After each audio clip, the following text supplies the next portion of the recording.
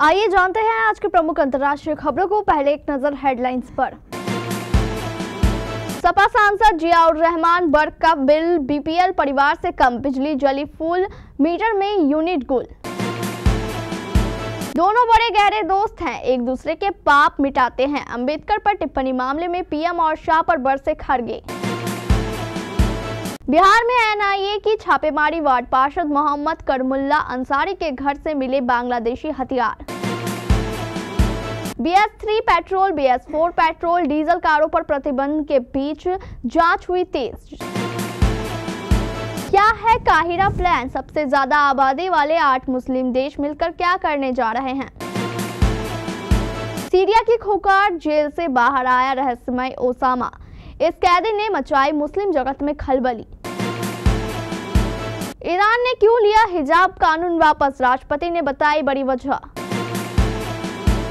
Jeff Bezos ने पूरी जिंदगी जितना कमाया उससे ज्यादा एलन मस्क की झोली में इस साल आया। ऑस्कर्स की रेस से बाहर लापता लेडीज, आमिर खान बोले ये अंत नहीं शुरुआत है। और मेलबर्न टेस्ट के लिए रोहित शर्मा ने भरी हुंकार। उत्तर प्रदेश स्थित संभल से समाजवादी पार्टी के सांसद जियाउर रहमान बर्क के घर बिजली का बिल बीपीएल परिवारों की श्रेणी से भी कम आता है। ये खुलासा कोई और नहीं बल्कि उनके घर का बिजली का बिल ही कर रहा है। हालांकि बिजली चोरी के आरोपों पर सांसद जियाउर रहमान बर्क ने सफाई दी है। उन्होंने कहा है कि मैं सारे बिजली के बिल जमा करता हूं, अगर मेरे खिलाफ कार्रवाई होगी तो मैं कानूनन जवाब दूंगा। बता दें, यूपी में बीपीएल परिवारों का बिल 12,420 रुपए आता है। वहीं बर्क के दादा के घर का बिल 10,775 रुपए आया है। दूसरी ओर बर्क के घर बिजली बिल 3,638 रुपए आया है। सपा सांसद जियाउर रहमान बर्क घर के बिजली के 3 मीटर है। 1 मीटर उनके दादा पूर्व सांसद शरीफुर रहमान बर्क के नाम, 1 मीटर एसपी सांसद जियाउर रहमान बर्क के नाम पर है और 1 मीटर में एक समय में 0 यूनिट दिखा रहा है। कांग्रेस अध्यक्ष मल्लिकार्जुन खड़गे ने पीएम मोदी और अमित शाह पर निशाना साधते हुए कहा है कि प्रधानमंत्री मोदी ने गृह मंत्री अमित शाह को टोकने के बजाय उनका समर्थन किया। खड़गे ने कहा है कि दोनों बड़े गहरे दोस्त हैं, एक दूसरे के पाप को धोते हैं। कांग्रेस अध्यक्ष ने आगे कहा, अंबेडकर पूरे देश के लिए पूजनीय है। ये लोग संविधान को नहीं मानते हैं। भाजपा मनुस्मृति की बात करती है। अपने प्रेस कॉन्फ्रेंस के दौरान राज्यसभा में नेता विपक्ष मल्लिकार्जुन खड़गे ने कहा, हमारी मांग है कि पीएम मोदी केंद्रीय कैबिनेट से अमित शाह को बर्खास्त करें। बिहार में बुधवार को राष्ट्रीय जांच एजेंसी एनआईए ने कई जगहों पर छापेमारी की। वैशाली और सारण जिलों में ये छापेमारी हथियार तस्करी और संभावित बांग्लादेशी कनेक्शन के मामले में हुई। सारण में मुख्य पार्षद आयशा खातून और उनके बेटे मोहम्मद करमुल्ला अंसारी के घरों पर एनआईए ने तलाशी की। वैशाली में हाजीपुर और बागमली समेत 3 जगहों पर भी छापेमारी हुई। ये छापेमारी हथियार तस्कर प्रिंस के ठिकानों पर हुई। सारण जिले के परसा नगर पंचायत की मुख्य पार्षद आयशा खातून के 2 घरों पर एनआईए की टीम ने तलाशी ली।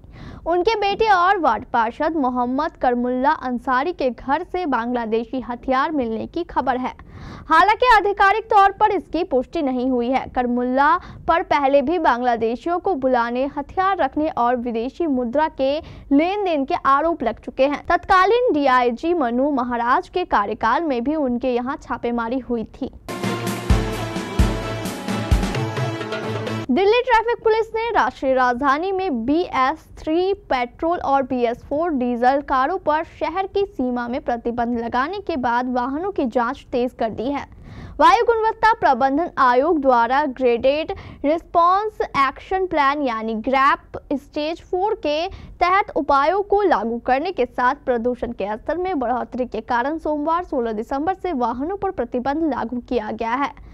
मंगलवार से दिल्ली पुलिस ने दिल्ली के आसपास की सीमाओं पर सख्ती बढ़ा दी है और प्रतिबंधित वाहनों को रोकने के लिए कई जगहों पर चेक पोस्ट स्थापित किए हैं। दिल्ली में 2 महीने के भीतर ये दूसरी बार है जब वाहनों पर प्रतिबंध लगाया गया। 15 नवंबर को दिल्ली में इसी तरह का प्रतिबंध लगाया गया था। जब प्रदूषण का स्तर गंभीर और उससे ऊपर की श्रेणी में पहुंच गया था। ग्रैप मापदंडों के तहत स्टेज 3 के उपायों के लागू होने के बाद दिल्ली एनसीआर में BS3 पेट्रोल और BS4 डीजल वाहनों को चलाना प्रतिबंधित है। 8 मुस्लिम देशों के गुट D8 की गुरुवार से इजिप्ट में मीटिंग हो रही है। पाकिस्तान और बांग्लादेश समेत इसमें तुर्की और ईरान जैसे देश भी हिस्सा लेंगे। आर्थिक मुद्दों के अलावा इस बैठक में मुस्लिम देश फिलिस्तीन मुद्दे को भी उठा सकते हैं। खासकर सीरियाई तख्तापलट के बाद इजराइल जिस तरह से आक्रामक हुआ है, उसे लेकर अंदाजा लगाया जा रहा है कि देश इजराइल के खिलाफ भी कोई प्रस्ताव ला सकते हैं। विकासशील मुस्लिम देशों के संगठन में Pakistan, Bangladesh, Indonesia, Malaysia, Nigeria, Egypt, तुर्की और ईरान शामिल है। संगठन का पूरा नाम D8 organisation for economic corporation है। साल 1997 में मुस्लिम देशों की आर्थिक तरक्की के लिए बना ये समूह एक मामले में खास है कि केवल इन्हीं 8 देशों की कुल आबादी लगभग 1.25 अरब है, जो दुनिया भर की मुस्लिम आबादी के 8% जितनी है। इसमें अरब देश जैसे सऊदी अरब, इराक, सीरिया, कतर और UAE शामिल नहीं है। वैसे तो सीरिया लंबे समय से अस्थिरता और हिंसा की चपेट में रहा है, यहाँ तक कि वहाँ के जेलों के नाम अक्सर यातनाओं और मानवाधिकार हनन के लिए सुर्खियों में रहता है। ऐसी ही एक जेल है सैदनाया जेल, जिसे नरक के नाम से भी जाना जाता है। इसी बीच एक बड़ी घटना यहाँ सामने आई है। हाल ही में इस जेल से एक रहस्यमय कैदी की रिहाई हुई, जिसने न केवल जॉर्डन बल्कि पूरे मध्य पूर्व में हलचल मचा दी। इस कैदी के बारे में दुनिया भर की मीडिया का ध्यान गया है। इसका कारण इस कैदी की कहानी है। दरअसल रिपोर्ट के मुताबिक इस कैदी का नाम ओसामा है। रिपोर्ट के मुताबिक जॉर्डन के इरबिद शहर के रहने वाले 83 वर्षीय बशीर अल बतानी अपने बेटे ओसामा की 38 साल से खोज कर रहे थे। ओसामा ने स्कूल की छुट्टियों में सीरिया जाने की बात कही थी, लेकिन वहां से वह कभी वापस ही नहीं लौटा। 3 दशक के अधिक समय के इंतजार के बाद जब सैदनाया जेल से रिहा एक कैदी ने खुद को इरबिद का निवासी बताया, तो अल बतानी परिवार की उम्मीदें जाग उठी। लेकिन इस व्यक्ति की याददाश्त खो चुकी है और DNA टेस्ट भी सामने आ गया है। मिडिल ईस्ट में मची उथल पुथल के बीच ईरान में इन दिनों सब कुछ ठीक नहीं चल रहा है। दरअसल ईरान की राष्ट्रीय सुरक्षा परिषद ने 16 दिसंबर को विवादित हिजाब और पवित्रता कानून पर रोक लगा दी है। ईरान में विवादित हिजाब और पवित्रता कानून पेश किया गया।